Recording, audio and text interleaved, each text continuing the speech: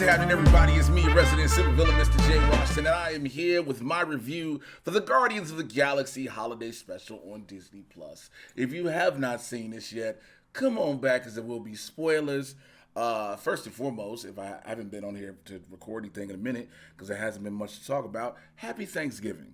Happy belated Thanksgiving, everybody. If you're watching this now, it's Black Friday. Some of y'all out here spending money that you know you don't have on people that you probably really don't want to get nothing for. So I would advise you to wait till like the day after Christmas when everything is 72% off. Thank you to everybody who's been here, rocking with your boy, as I always say. I've been throwing up new different things, trying different things because of my reps have told me that I had to. So I just took little bitty stand-up clips and little reaction videos and tossed them here. And I know everybody ain't gonna rock with shit, and it is perfectly fucking fine with me. But we're here. I was excited to hear about this because one of the dopest things was this was filmed while they were filming Guardians of the Galaxy Volume 3. So to have the cast together, it was easy and everything. And and James Gunn had been saying to everybody, like, yo, you need to watch this. There's a lot of tidbits that you will need for this going into Volume 3. And James Gunn, as we've learned throughout his tenure with Marvel, which Volume 3 will wrap that up, has been like the king of Easter eggs to different shit. You know, he's brought them Easter eggs over into DC and what he'll be doing with DC Studios. But this started off kind of beautiful because you see an animated version of Kraglin and a young Quill celebrating Christmas, and you got Quill telling Kraglin about Christmas, and Yondu coming in telling him, "We're ravagers. We don't take handouts. We work for everything," and then just basically destroying the tree and all this stuff and killing Quill's spirit of Christmas. And you see Kraglin is telling that to Nebula, Drax, Mantis, and Rocket. And we also find out that the Guardians have bought Nowhere from the Collector. So I don't know about y'all. I just thought the Collector had a store or had his whole thing in Nowhere. I didn't know he owned Nowhere. I might have missed that, but to know that they did that. And then we get our first, you see that Cosmo is now part of the team, has telekinesis, communicates to Rocket through a collar translator, which is dope. And Cosmo is voiced by, what's her name, Maria Bakalova. If you remember from Borat 2, she's the breakout star of that. But you see all these different things. And we get the old 97s doing oh my God, this is Christmas time, and their rendition of what the story of how Christmas has been told from like Yondu, Drax, and all of them. It's been like the worst game of telephone. And so the definition of Christmas that you've given in the song is so crazy. But you find out that Mantis wants to do something to uplift Peter's spirits because it's Christmas time on Earth, and she thinks the best way to do that is getting him the one thing that he's always wanted, a Christmas gift. And that's Kevin Bacon. But you also find out that Mantis is Quill's half-sister. So that is probably like one or two of the big things that we need to know going forth. Ego is her father. He wasn't just her master, but also remember in Volume 2 of Guardians, Ego did say he was planting his seeds around everywhere, and it didn't always take. Now, we just assume that every single kid that he tried to make on different worlds died, and the only one that lived is Quill. But with Mantis, that makes her half celestial as well. So so Mantis and Drax go to Earth to try to get Kevin Bacon, right? The actual Kevin Bacon. He's talking to his wife, Kira Sedgwick, and they play versions of themselves, and they're going through Hollywood because they just know he's in Hollywood. He's a hero. And so Max and Drantis are on Hollywood Boulevard. And I wish I knew what part of the summer they did film this. Because the crazy part is, I don't think everybody might have known that was really Palm Clementif and Dave Bautista. They probably just thought those were two people in really good-ass costumes. Because they're taking pictures like the regular people on the boulevard, people in costumes. You got your Ant-Mans. At one point, Mantis runs up on a guy dressed as Captain America. She goes, "Steve!" And it's not Steve. You see your Captain Marvels, your Black Widows. You get your Pirates of the Caribbean. Again, Disney franchises. But the most interesting thing for me was we see a dude dressed as Psyche from the GoBots. Okay, here's the crazy thing: the GoBots are like, what? They were this offshoot of the Transformers, right? But then Drax sees the dude dressed as Psyche, ready to charge dude. Mantis stops him and says, "The GoBots attacked his family." What? The GoBots are a part of the MCU. Okay, so they're doing all this. They're taking all these pictures. They're taking pics, and people start, because again, if you've ever been on Hollywood Boulevard, when you see these characters, they can't directly ask you for money. So people take pictures with them and they tip them. And so Mantis out here collecting hella bread on Hollywood Boulevard. And at one point, while she's taking pictures about herself, Drax is beating the dog shit out of the dude in the Psyche costume. Which I'm telling you, if you've never seen the GoBots, you got Psyche, Crasher. Those are some of the bad ones. You got Leader One. There's an offshoot of the GoBots called the Rock Lord. It's a whole thing. So at one point, they fall, Drax and Mantis at night fall into a gay bar. And they're still trying to find where Kevin Bacon is. And so they go to the bar. Mantis drops all her money down. And then, Drax is like, let's get libations. The bartender is Fuller Borg. If you remember Fuller was the Javelin in the Suicide Squad. James Gunn is one of those directors, akin to Seth Rogen, a Spike Lee, a Adam Sandler, who, when they have Quentin Tarantino, when they have those groups of actors that they are comfortable and they trust and they work with, they consistently work with them. So now you get Fuller Borg over that way. But when I tell you, watching Mantis takes a couple shots, and first shot she takes, she just breathing fire. And you're like, oh shit, she can't handle it. She like more. And you got her and Drax getting lit. It's also crazy because, again, Drax is oblivious to things that are happening on Earth, right? Drax is just oblivious in general. Drax is at the bar, and, a dude come up and is basically hitting on Drax. He don't know, but then he give him more shots. Don't give him shit. He's getting drunk. So then they out on the curb, drunk, trying to figure out how to get to Kevin Bacon's crib. Lady sells him a star map, which, again, star maps are a real fucking thing. I thought it was only something in movies. The first time I ever heard of star maps, y'all, a little story, is when I watched, I think it was Rush Hour, or was it Rush Hour 2? No, it was Rush Hour. Yeah, the first time I ever heard of star maps was in Rush Hour. And I was like, they got maps to people's cribs? Like, there's really maps? I thought it was like, yo, maybe this is a scam or some shit. No, there are really maps you can buy on Hollywood Boulevard and there'll be bus tours that'll take you around through like Beverly Hills and stuff and be like, this is where such and such lives and all that. And I'll be like, yo, I'll be ready to fight everybody, to be quite honest.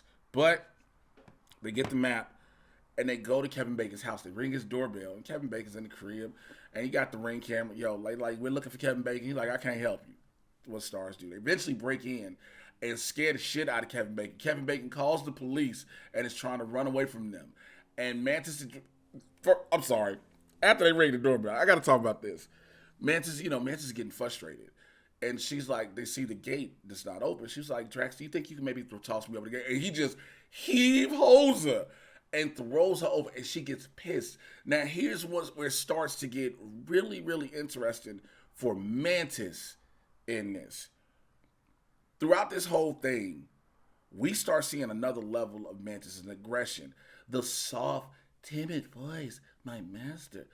All of those things start to slowly fade away because, yes, it's serious what she's trying to do and why she's trying to do it, but Palm Clementine, she shines in this.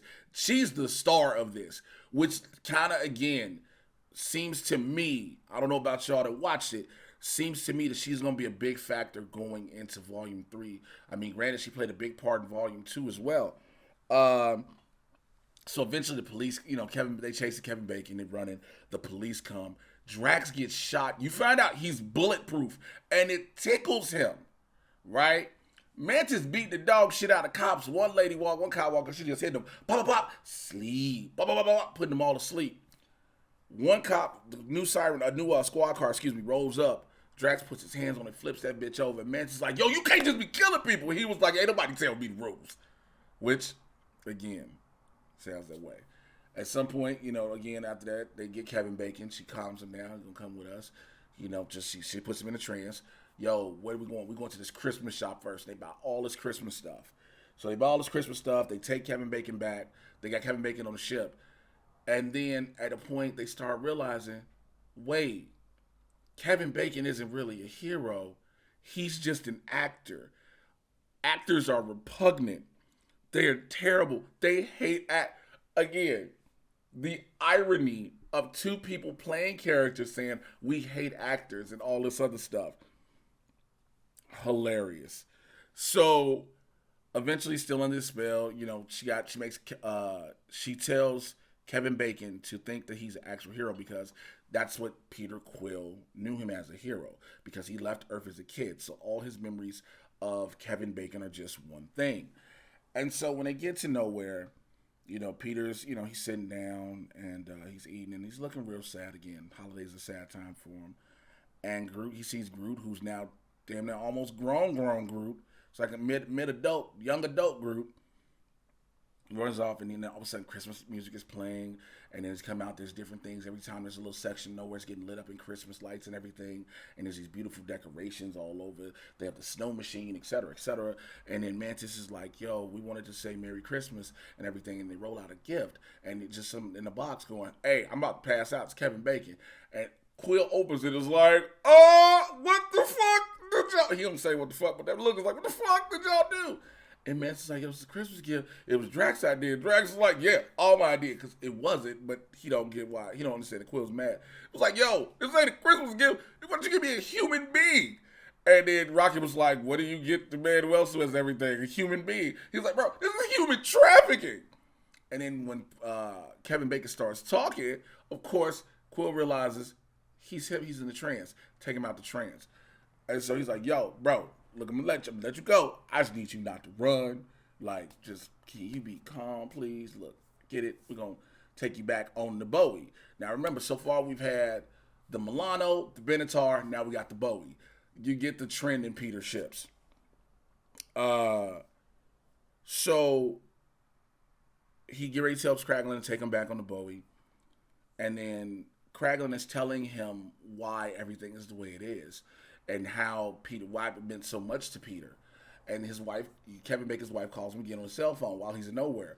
And so Kevin Bacon's like, how the fuck did I get reception up here? He's like, yo, we got some type of satellites out there to get you any type of reception within 400 million light years, which is dope. Here's why I love that explanation.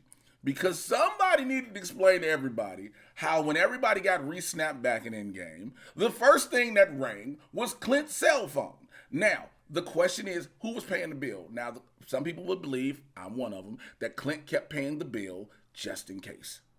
You never know. He wanted to have it available, right? And so he wanted to make sure the plan was covered. So that's the way I believe. But to tell you that there's satellites. So, again, Kevin Bacon decides to stay, and we get our Mark Hamill cameo in nowhere. He's sitting down with a Santa hat on, a little bit drunk. Again, he talked about how holiday special is a bad thing, akin to the Star Wars holiday special they did decades ago. But Kevin Bacon starts to sing with the band with the old 97s. And again, it just elates everybody. It makes the whole Christmas time feel even more. And people start handing out gifts. Groot gets a Game Boy from Quill. Rocket, the gift Rocket got from Nebula is Bucky's arm. Remember in Infinity War, he was like, I'm going to get that arm. He got Bucky's arm. Now, here's my question. Remember we saw Io do the Kill Bill 5-point palm death trick on Bucky's arm and take the arm off in Falcon and Winter Soldier, but then he got put back on. Is that another version of the arm? Is that the exact arm? That's what I want to know. You get everything and everybody's happy. Like I said, Kevin Bacon singing with everybody. Cosmo gives Kraglin like a rat gift, is what a pet would do. And afterwards, everybody's singing. And then Kraglin's getting ready to take Kevin Bacon back to Earth.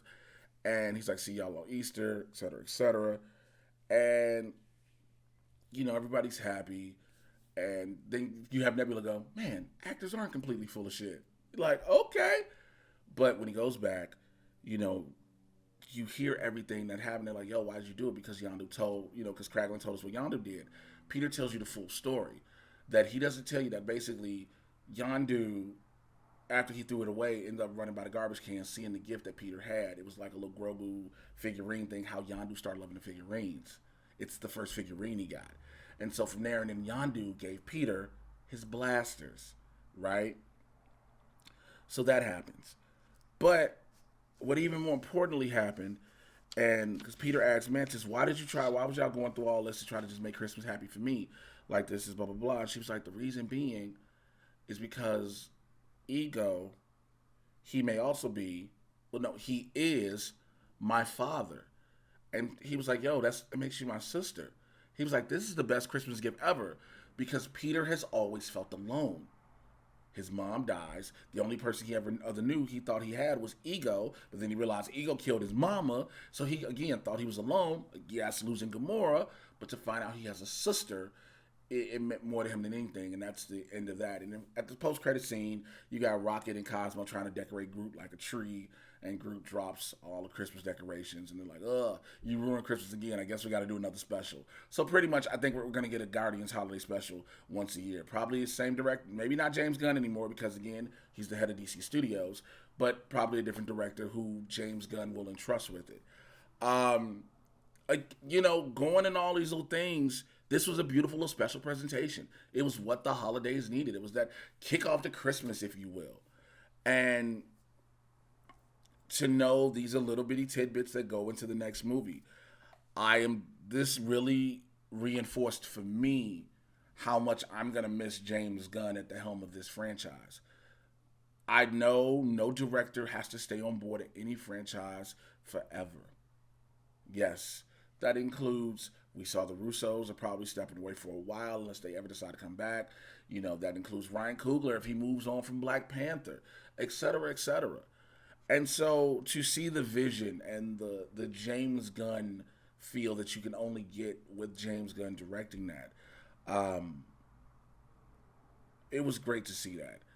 To watch the interaction of them going back to Earth, and doing this thing for Peter, this whole how the Guardians are a family.